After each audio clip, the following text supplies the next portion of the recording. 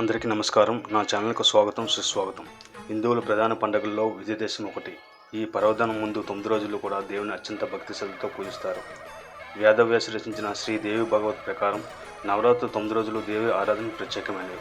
శరత్కాలంలో వచ్చే నవరాత్రులను శరన్నవరాత్రులు అని అంటారు.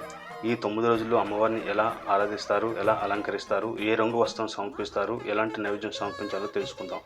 ముందుగా మొదటి రోజు అమ్మవారు బాల త్రిపుర సుందరి దేవిగా దర్శనమిస్తారు. అమ్మవారికి పాలతో తయారు చేసిన అన్నాన్ని సమర్పిస్తే చాలా మంచిది. లేత గులాబీ రంగు వస్త్రం ఇష్టమైనది. 2-9 సంవత్సరాల మధ్య బాలికలకు కుమారు పూజ చేస్తారు. రెండో రోజు శ్రీ గాయత్రి దేవిగా అమ్మవారు దర్శనిస్తారు. గాయత్రి మంత్రం శ్రేష్టమైనది. నాంజన రంగు వస్త్రం సమర్పించడం మంచిది. అమ్మవారికి కొబ్బరి అన్నం నివేదిస్తే చాలా మంచిది. మూడో రోజు అన్నపూర్ణాదేవిగా దర్శనమిస్తుంది. అమ్మలకు కన్నా అమ్మ ఆ పరమేశ్వరుడికి అన్నం పెట్టింది. అటువంటి తల్లిని పూజిస్తే అన్నానికి ఇబ్బందులు ఉండవు.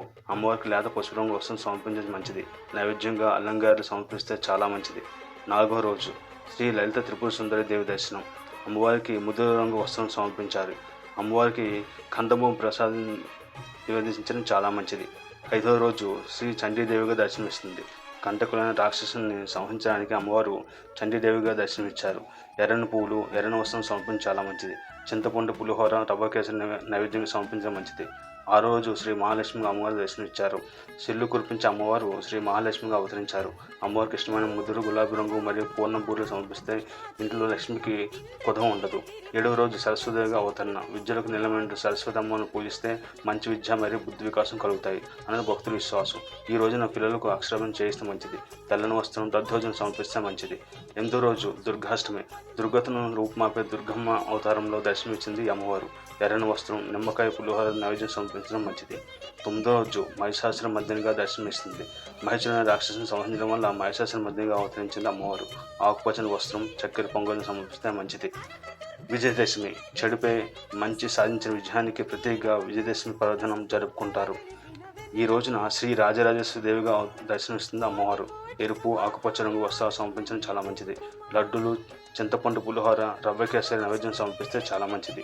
ఈ విధంగా ఈ పర్వదినంలో అమ్మవారికి శక్తి మేరకు పూజించి అమ్మవారి యొక్క అనుగ్రహానికి పాత్రలవ్వండి. ఫ్రెండ్స్, ఈ వీడియో మీ అందరికీ నచ్చిందని ఆశిస్తున్నాను. నచ్చితే అందరూ కూడా వీడియోకి లైక్ చేయండి, సబ్స్క్రైబ్ చేయండి. మీ ఫ్రెండ్స్ కూడా ఈ వీడియోని షేర్ చేసి వాళ్ళు కూడా దుర్గమ్మ తల్లి యొక్క వీడియోని చూసి లైక్ చేసి కింద కామెంట్స్లో జయ దుర్గమ్మ అని కామెంట్స్ రూపంలో తెలియజేయండి. వీడియోలో ఏమైనా తప్పు చేస్తుంటే మన్నించండి. ఇలా ఈ దుర్గమ్మ తల్లిని ఈ దసరా పర్వదినంలో ఎంతో ఆరాధనగా భక్తితో పూజిస్తారు. Thank you very much.